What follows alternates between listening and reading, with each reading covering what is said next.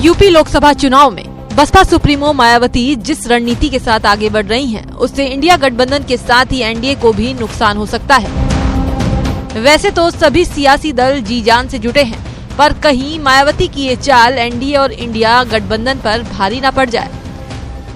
जैसा कि इस बार उत्तर प्रदेश में लोकसभा चुनाव बेहद दिलचस्प होने जा रहा है, जहां गठबंधन में एक बार फिर से यूपी के दो लड़कों की जोड़ी है, तो वहीं इस बार बसपा मैदान में अकेले है। ऐसे में मायावती ने इस बार रणनीति भी कुछ खास बनाई है, जिसने दोनों खेमों में हलचल बढ़ा दी है।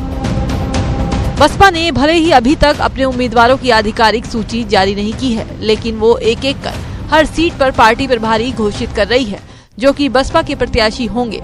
इस लिस्ट से साफ है कि मायावती सिर्फ इंडिया गठबंधन ही नहीं, एनडीए के लिए भी परेशानी खड़ी कर रही हैं। बसपा ने अब तक प्रत्याशियों के तौर पर जिन प्रभारियों को घोषित किया है, उनमें 5 सीटों पर मुस्लिम, 5 सीटों पर ब्राह्मण, 3 पर दलित, 2 सीटों पर ओबीसी और 1 जाट चेहरे को शामिल किया है।